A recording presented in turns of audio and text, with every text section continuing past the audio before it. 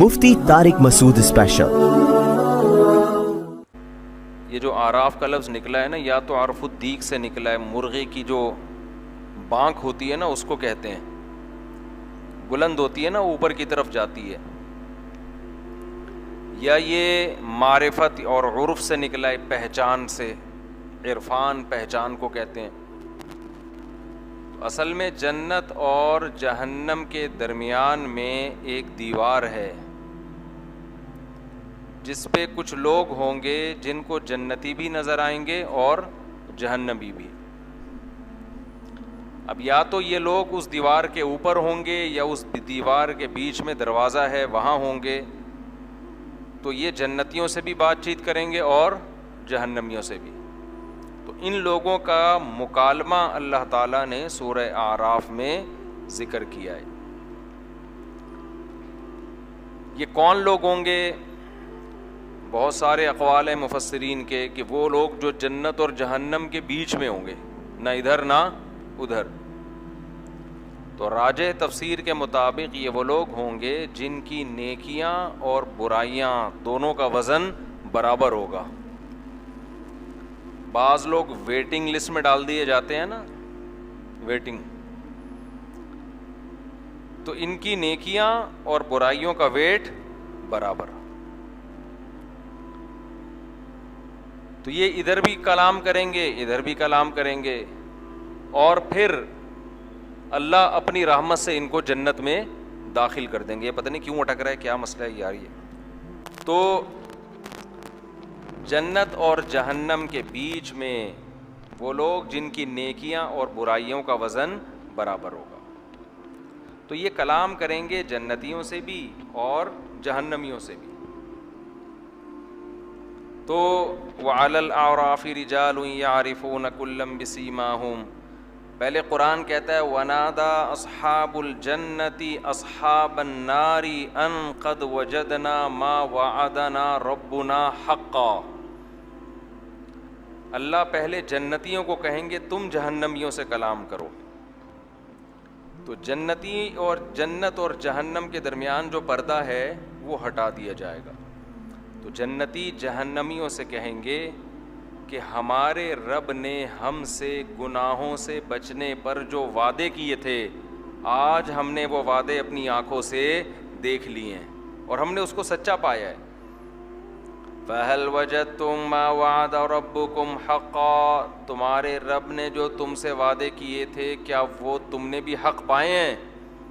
قالوا نعم، وہ کہیں گے ہاں، ہم نے جس آگ کا سنا تھا کہ ایک آگ ہوگی جو اللہ کے نافرمانوں کو جلائے گی، وہ آج آگ ہم نے اپنی آنکھوں سے دیکھ لی ہے۔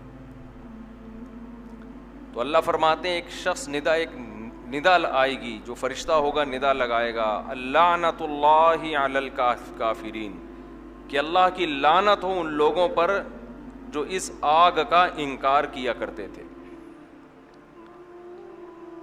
الذین اتخذوا دینہم لہوا ولعبا، یہ وہ لوگ تھے جنہوں نے اپنے دین کو کھیل تماشا بنا لیا تھا۔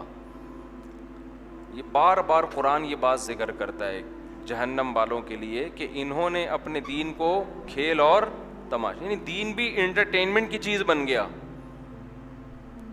کل ہم نے پڑھا تھا نا کہ قرآن کن چیزوں کو فوکس کرتا ہے، والدین کے ساتھ اچھا سلوک کرو، اللہ کے ساتھ شرک مت کرو، یتیم کا مال مت کھاؤ، جھوٹ مت بولو، کردار میں ایک نمبری، بے حیائی کے قریب مت جاؤ۔ تو ان چیزوں کو چھوڑ کر دین کس چیز کو بنا لیا؟ یعنی دین کو بھی ایک انٹرٹینمنٹ کی چیز بنا لیا۔ چسکے لینے کے لیے مذہبی رسومات پوری کی جاتی ہیں، تو جو اصل دین تھا اس کو پسے پشت ڈال دیا۔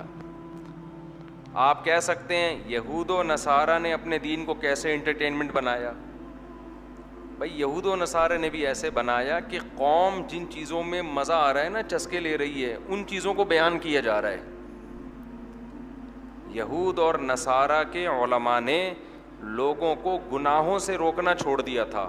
یہ قرآن کہتا ہے لولا ینہاہم الربانیون والاحبار عن قولہم الاثم واکلہم السحت، قرآن کہتا ہے یہودی اور عیسائیوں کے جو عالم ہیں وہ لوگوں کو جھوٹ بولنے سے اور حرام کھانے سے کیوں نہیں روکتے تھے؟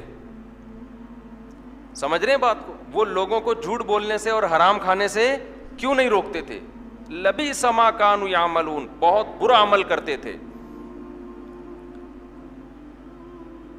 تو رسومات چلتی ہیں مذہبی لوگوں کی بھی،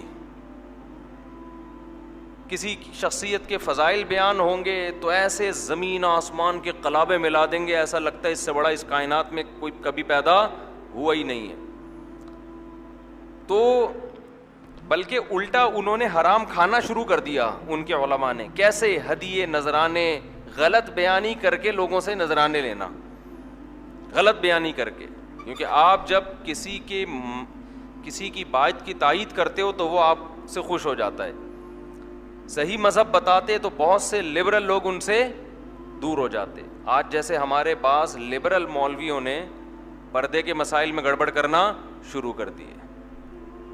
حیا عورت کے لیے، حیا عورت کا زیور ہے، حیا کو جتنا پروموٹ کیا جائے کم ہے. لیکن آپ دیکھ لیں ہمارا لبرل طبقہ حیا کو پروموٹ کرنے کے بجائے اب پردے کے مسائل میں تبدیلیاں کرنا شروع.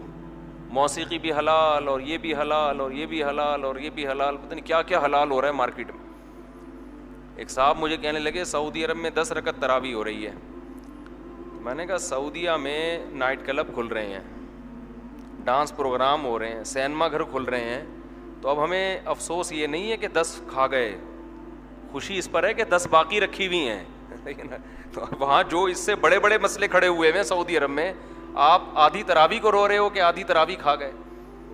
حضرت عمر رضی اللہ تعالیٰ عنہ کے دور سے لے کر آج تک، اب تک مسجد حرام میں 1200-1300 سال، حضرت عمر کا دور 1300 سال سے زیادہ، اس وقت سے لے کے جب سے حضرت عمر نے ایک امام پہ جمع کیا نا، اس وقت سے اب تک 20 رکعت تراویح ہوتی چلی آئی ہے. یہ 15ویں صدی میں جا کے کام ہوا ہے کہ آدھی تراویح مارکیٹ سے شارٹ ہو گئی. لیکن ہمیں اس پہ غم نہیں ہے کیونکہ آدھی باقی رکھی ہوئی ہے، ہمیں اس پہ خوشی ہے. ورنہ غامدی صاحب تو کہتے ہیں اسلام میں تراویح کا کوئی تصور ہے ہی نہیں. تو کچھ اور تھوڑے سے لبرل لوگ پیدا ہو گئے تو وہ تراویح کی نماز ہی کیا کر دیں گے؟ گول کر دیں گے.